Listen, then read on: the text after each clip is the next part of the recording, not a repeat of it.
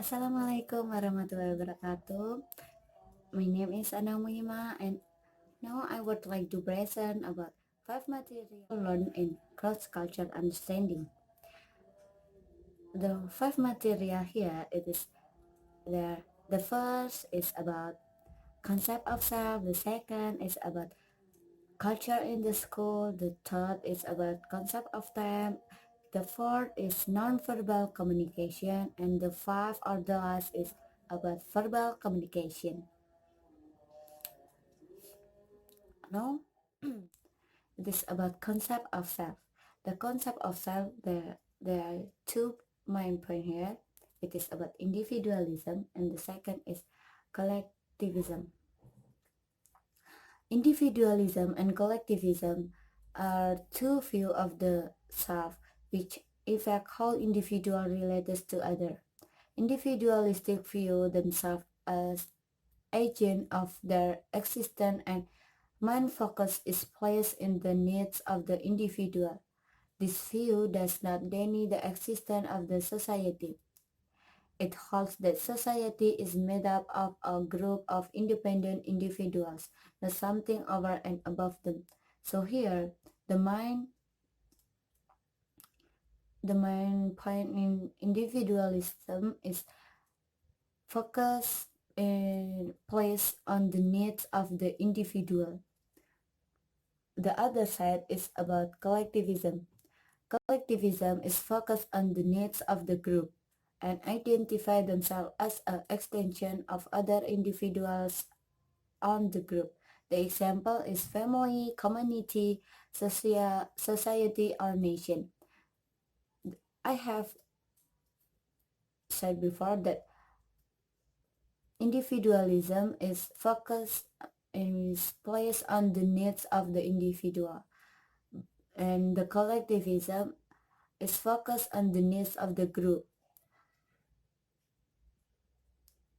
Collectivism, rather, it is existence that individual identify by its relationship with the member of the group. It is according to Tenjuana K.L. and Go Jonathan W.P. 2009. The student who has individualistic and collectivistic, it is very different. The first we will discuss is about student who has individualistic. They will they will be more fostering in independence and individual achievement, promoting their own self-expression, their own perspective, and their own personal choice. But the collectivistic, but the student who has collectivistic, they are fostering interdependence and group success, has more respect to the other people and their responsibility in social community. It is has very much very high score. The example in here, the example who use individualist who has individualistic, there are USA, Australia, New Zealand, and Canada. And the country who has collectivistic, there are China, Korea, and Japan. So from here, the student who has individualistic will be different in their achievement of academic integrity with the student who has collectivistic. The second point is about culture in the school. The culture in the school refers to the assumption, belief, and practice that are shared by the members of the school community. Yeah, it includes the teachers, the student, the staff of the school, and don't forget the rule that apply in the school.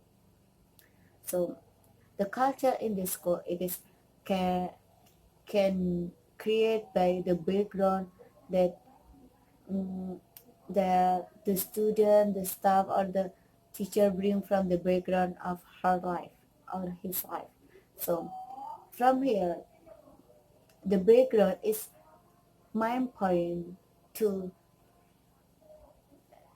create the culture in the school. When we has when we has different background, so we meet in the one school, and it is will be match, also will be create the culture in the school. So from that statement, we can conclude that culture from the school one and the school two is has many differences. The third point is about concept of time. The concept of time here also has two main point here. It is about monochronic and polychronic. So what is the difference about monochronic and polychronic? Monochronic culture is like to do just one thing at one time. They value a certain order lines and sense of there being an appropriate time and place for everything.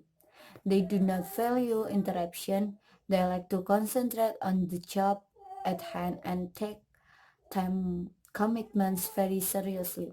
So monochronic culture is who people who has monochronic culture is only use use um, one job or one thing in the in a time.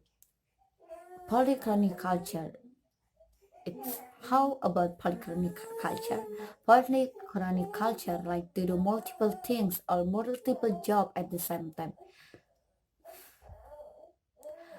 um, the culture who use polychronic and monochronic, it is also differentiate. The culture who use monochronic, the United States, Canada, or North Europe. But if America Latin, Middle East, Africa will use polychronic culture. The fourth point is non-verbal communication. Non-verbal communication, it is the types of nonverbal communication. It's their gesture, touching, personal space, eye contact, facial expression, body movement, politeness, or anything else that communicates without speak or without word. But how about verbal communication?